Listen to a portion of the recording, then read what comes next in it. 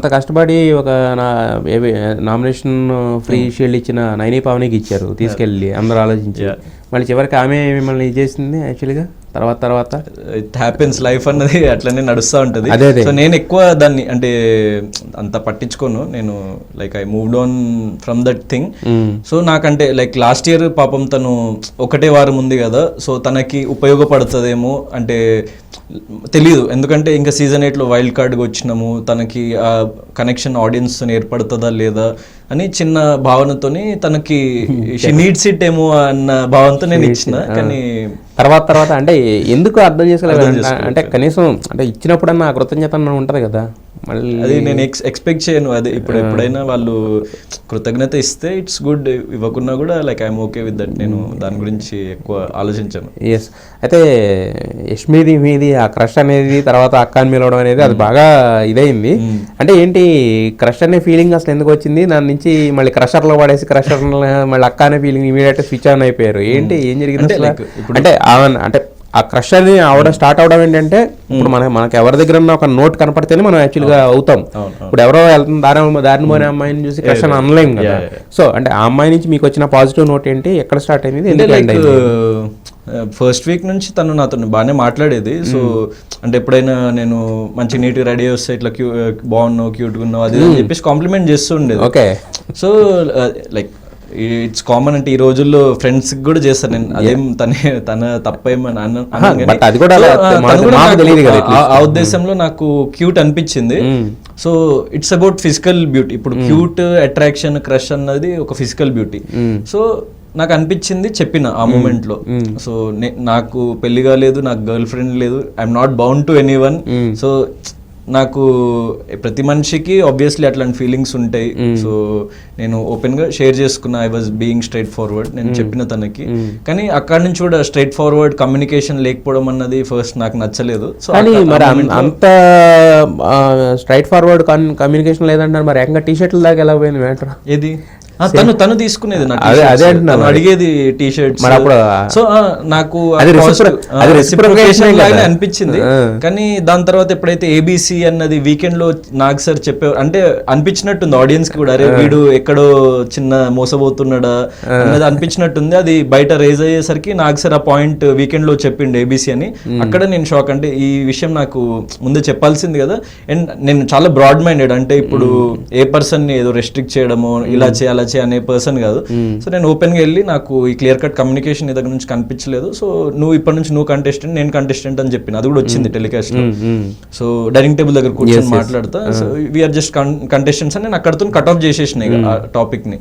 కానీ స్లోగా కొన్ని సిచ్యువేషన్స్ లో, అంటే తన గేమ్ అప్పుడు నాకు చాలా సిచ్యువేషన్స్ లో నచ్చేది కాదనమాట. తను యాక్చువల్లీ నేను క్రష్ అన్నప్పుడు కూడా నాకు ఒకసారి అడిగింది, ఇప్పుడు ఆన్ లుక్స్ రేట్ మీ అంటే 9 out of 10 అన్న, ఇప్పుడు గేమ్ లెవెల్ రేట్ చేయంటే 5 out of 10 అన్న. సో ఎందుకంటే నాకు నీ గేమ్ నచ్చలేదని చెప్పేసి ఓపెన్గా చెప్పినప్పుడు. సో ఎప్పుడైతే లైక్ అది నార్మల్ ఇక మా ఇద్దరి మధ్య డిస్టెన్స్ వచ్చేసింది, కానీ మళ్ళీ బిగ్ బాస్ తీసుకెళ్లి రెడ్ టీమ్ అని మమ్మల్ని ఒక టీమ్ లో పెట్టిండు. సో స్లోగా పర్సన్ లైక్ తీసుకునే డెసిషన్స్, ముందు ఒకటి మాట్లాడడం, వెనక ఒకటి మాట్లాడడము, అవన్నీ నేను అబ్జర్వ్ చేసిన. మ్యానిపులేట్ చేయడానికి ట్రై చేస్తుంది, నేను ఉమెన్ ని కదా, నీకు ఉమెన్ అంటే రెస్పెక్ట్ కదా అని చెప్పేసి ఉమెన్ కార్డ్ వాడడానికి ట్రై చేస్తుంది. సో అవన్నీ నాకు అర్థమైపోతున్నాయి అనమాట. సో అక్కడ నాకు తన పర్సనాలిటీ నచ్చలేదు. సో ఇంకా ఎక్కువ డిస్టెన్స్ పెరిగిపోయింది. దాని తర్వాత ఇక ఎప్పుడైతే నామినేషన్లో తను నామినేషన్స్ ముందు ఒకటి జరిగింది, ఇది టెలికాస్ట్ లో వచ్చిందో లేదు నాకు తెలియదు, నేను చూడలేదు ఇంకా. సో అదంతా అయిపోయిన తర్వాత కూడా తను ఒకసారి అన్నదనమాట, నేను నాకు ఇవ్వు అంటే ఏదో ఫేవర్ చేయండి, నేను చేయను అన్న. అయితే నీకు ఇట్లా కన్ను కొడితే నువ్వు పడిపోతావు అని చెప్పేసి అన్నది. అక్కడ నాకు అసలు ఎక్కడో ఏదో రైజ్ అయిపోయింది అనమాట. అంటే నేను ఆల్రెడీ క్లారిటీ ఇచ్చిన, సో నన్ను మరీ అంత వీక్ అనుకుంటుందా ఏమనుకుంటుందా అని చెప్పేసి నాకు అక్కడే ఫుల్ ఇంకా డిస్కనెక్ట్ అయిపోయినా.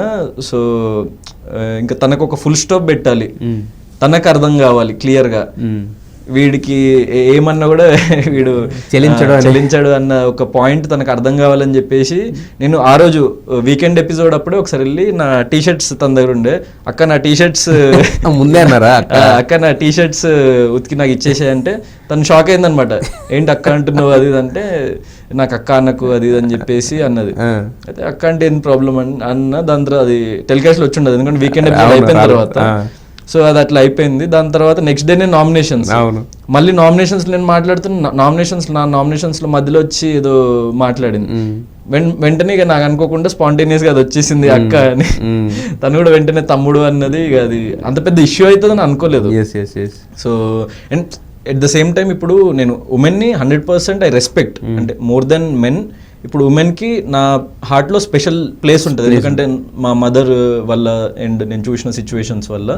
సో కానీ బిగ్ బాస్ హౌస్లో మనము ఎవరైనా ఉమెన్ తప్పు చేస్తున్నా వాయిస్ రైజ్ చేయాలి.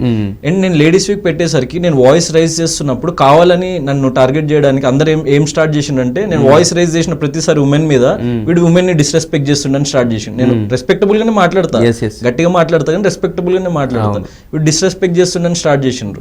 సో వీళ్ళు కావాలని చేస్తుండని నాకు అర్థమైపోయి అక్క అందం. సో మనం సీరియస్ సిచ్యువేషన్స్ లో అక్క అంటే కనీసం మనం రెస్పెక్టబుల్ గా మనము డిఫెండ్ చేసుకున్నట్టు ఉంటది కదా అని చెప్పేసి నేను అక్క అని ఒక రెస్పెక్టబుల్ వేలో సంబోధిద్దాం అని చెప్పేసి అది అన్న. అండ్ నైని పవన్ కూడా అందుకే హీటెడ్ సిచ్యువేషన్ లో మళ్ళీ అరుస్తుంటే వీళ్ళు ఏమైనా డిస్రెస్పెక్ట్ఫుల్ గా మాట్లాడుతున్నాను అనిపించకుండా అక్క ఇది కాదక్క అన్నది నా పాయింట్. అయితే మరి బయటకి నుంచి సోనియా వచ్చినప్పుడు ఏం చెప్పిందంటే నిఖిల్కి ఫీలింగ్స్ ఉన్నాయి ఇవన్నీ అని చెప్పేసి చెప్పింది. అవి మీకు అప్పుడు లోపల ఉన్నప్పుడు కనిపించలేదా? మీతో కట్ అయిపోయిన తర్వాత అయినా ముందైనా? అంటే అప్పుడు యష్మి కూడా రైజ్ అయింది కదా తర్వాత, లేవా ఫీలింగ్స్ ఏమి లేవా అవి అని చెప్పి ఆమె కూడా రైజ్ అయింది కదా నిఖిల్ విషయంలో. అంటే నేను వాళ్ళ మ్యాటర్ లో ఎక్కువ జోక్యం, వాళ్ళ మ్యాటర్ లో జోక్యం మీకు కనిపించలేదా యాజ్ ఎ కంటెస్టెంట్ కింద? నా బయట అంటే వాళ్ళే క్లోజ్ గా ఉండేవాళ్ళు, సో వాళ్ళే ఎక్కువ లైక్ మాట్లాడుకునే వాళ్ళు. అండ్ ఒక పాయింట్ లో నిఖిల్ కూడా వెళ్ళి యష్మికి చెప్పడం జరిగింది గౌతమ్ ని తీసేయి మీ టీం నుంచి అని చెప్పేసి. సో అదే వాళ్ళ మధ్య నాకు తెలియదు, సో ఫ్రెండ్స్ ఏంటి అన్నది నాకైతే క్లారిటీ లేదు, కానీ వాళ్ళు కలిసి యాక్చువల్గా ఆ బావిలో నుంచి బకెట్ లో వచ్చినప్పుడు రెడ్ బకెట్ చూడంగానే మీ ఫీలింగ్ ఏంటి? మణికంఠ అనుకున్నారా అసలు మణికంఠ వెళ్ళిపోతాడని చెప్పి ఆ వీక్? అంటే మణికంఠ వెళ్ళిపోతాడని అంటే అదేం తెలీదు. అంటే మణికంఠ వెళ్ళిపోవాలనుకుంటుండు అని చెప్పేసి మాకు వీకెండ్ ఎపిసోడ్ లో తెలిసింది స్టార్టింగ్ లో. అంటే నేను ఫిజికల్లీ చాలా వీక్ అయిపోతున్నా, నేను గేమ్స్ లో కోపప్ చేసుకోలేకపోతున్నా, ఎమోషనల్లీ చాలా వీక్ ఉంది, వెళ్ళిపోవాలనుకుంటున్నా అని చెప్పేసరికి ఎందుకు అంటే లైక్ నేను కూడా ఒక ఎమోషనల్ వీక్ సిచ్యువేషన్స్ ఉంటాయి, దెబ్బలు తగులుతాయి, అవన్నీ అవుతాయి, కానీ మనం కోపప్ చేసుకొని నిలబడాలి. So life is like that. మనం ఇంత పెద్ద అవకాశం వచ్చినప్పుడు మనం వదులుకోవడం ఎందుకు అనే కైండ్ ఆఫ్ పర్సన్ నేను గివ్ అప్ ఇవ్వను ఎప్పటికీ. సో అందుకే నేను మనోని కూడా కన్విన్స్ చేయడానికి ట్రై చేసిన. అది యాక్చువల్లీ టెలికాస్ట్ లో రాలేదు. సో రెడ్ బకెట్ దగ్గర ఉన్నప్పుడు అది ఇంకా ఓపెన్ చేయనప్పుడు మణికంఠ నీకు నిజంగా ఓటింగ్ వచ్చుంటే ఉండిపో మణికంఠ, ఇది చాలా పెద్ద ఆపర్చునిటీ లైఫ్లో. సో నేను వెళ్ళిపోవాల్సి వచ్చినా వెళ్ళిపోతా, నాకేం ప్రాబ్లం లేదని చెప్పినా కూడా నాకు సార్ ఆపేసిండు, గౌతమ్ నువ్వు కన్విన్స్ చేయడానికి ట్రై చేయకు, మణికంఠ వెళ్ళిపోదామని డిసైడ్ అయ్యిండు కాబట్టి అతని ఇష్టం అని చెప్పేసి. So we pulled.